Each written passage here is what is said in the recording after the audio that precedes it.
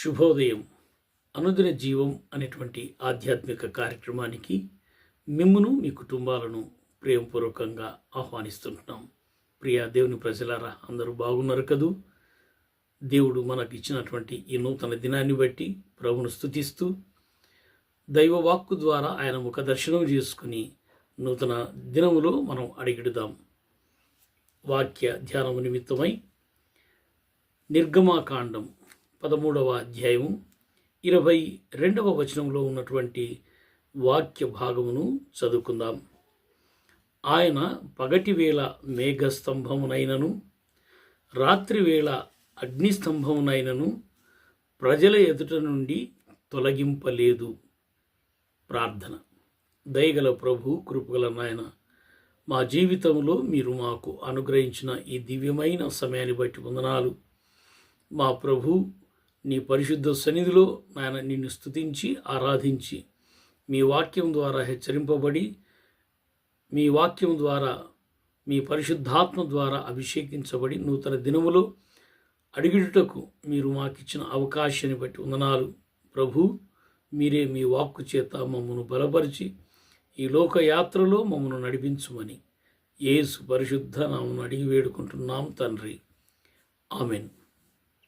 ప్రియ దేవుని ప్రజలారా, మన దేవుడు మనలను నడిపించేటువంటి దేవుడు.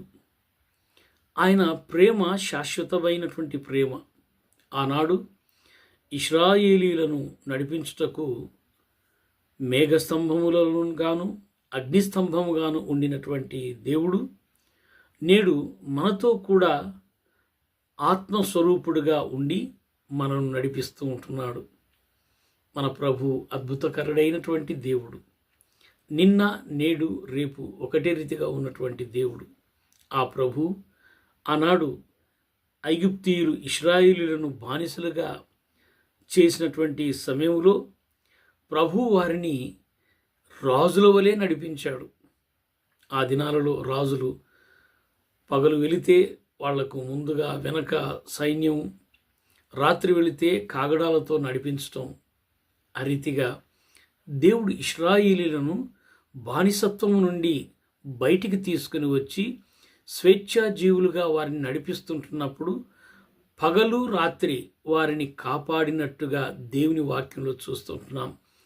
ప్రభువు పగలు ఎండ తగలకుండా, వేడి తగలకుండా ఆ అరణ్యములో వారు సోలిపోకుండా మేఘస్తంభంలో నడిపించాడు. రాత్రి ఆ చిమ్మ చీకటిలో అరణ్యములో, ఒకవేళ అడవులలో విషపురుగులు కానీ క్రూర మృగాల బారిన కానీ పడకుండా ప్రభు వారిని అగ్నిస్తంభంలో నడిపించాడు. గొప్ప దేవుడు కదూ. మరి మన జీవితంలో కూడా 2024 నుంచి 2025 సంవత్సరంలో ప్రవేశింపచేశాడు. మరి ఈ పగలు రాత్రి మన యొక్క జీవితాలలో ఎన్నో ఒడిదుడుకులు కలుగుతూ ఉంటాయి. ఒకవేళ మనం పగలు అలసిపోయి నిద్రపోయినా, రాత్రి అలసిపోయి నిద్రపోయినా, మనము ఏ మైమరుపుతో మనం ఉన్నప్పటికీ ప్రభు మనను కాపాడేటువంటి దేవుడు. పగలు ఎండ దెబ్బ తగలకుండా, రాత్రి వెన్నెల దెబ్బ తగలకుండా మనను కాపాడుతున్నటువంటి దేవుడు. నేడు ఆత్మీయ ఇశ్రాయేలులమైనటువంటి మనలను దేవుడు మనను కాపాడి సంరక్షించి పరమ కానానుకు మనల్ని నడిపిస్తుంటున్నాడు. శాశ్వతమైనటువంటి కానానుకు మనం నడిపిస్తుంటున్నాడు. అంత మాత్రమే కాకుండా 121వ కీర్తనలో ప్రభు కీర్తనాకారుడు జ్ఞాపకం చేస్తున్నాడు కదా, నిన్ను కాపాడువాడు కునుకడు నిద్రపోడు, యెహోవా నిన్ను కాపాడువాడు, ఇది మొదలుకొని నీ రాకపోకలందు యెహోవా నిన్ను కాపాడునని. అవును ప్రియ దేవుని ప్రజలారా, గడిచిన సంవత్సరం అంతా కాపాడిన దేవుడు ఈ నూతన సంవత్సరంలో కూడా మనల్ని కాపాడబోతున్నాడు. ఒకవేళ మనం ఏమాత్రం అజాగ్రత్తగా ఉన్నప్పటికీ మనల్ని కాపాడుతున్నటువంటి దేవుడు కునకక నిద్రపోక మనల్ని సంరక్షిస్తూ నడిపిస్తున్నాడు.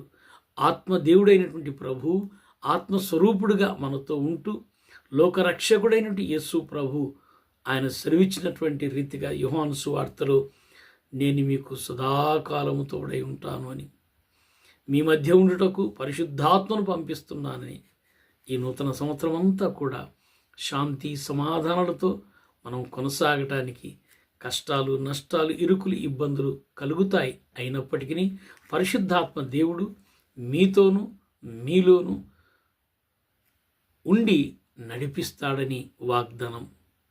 అట్టి శ్రేష్టమైనటువంటి వాగ్దాన్ని స్వతంత్రించుకొని ఈ సంవత్సరమంతా కూడా ప్రభుకు మహిమకరంగా జీవించినట్లు పరిశుద్ధాత్మ దేవుడు శాంతి సమాధానాలతో మిమ్మల్ని నడిపించునుగాక. ఆమెన్. దయగల ప్రభు, కృపగల నాయన, మీరు ఇచ్చిన వాక్కును బట్టి వందనాలు చెల్లిస్తుంటున్నాం.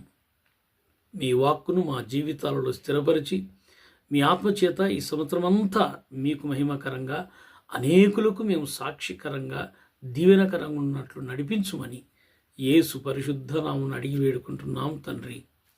ఆమెన్. దేవుడు మిమ్మును మీ కుటుంబాలను దీవించునుగాక. ఆమెన్.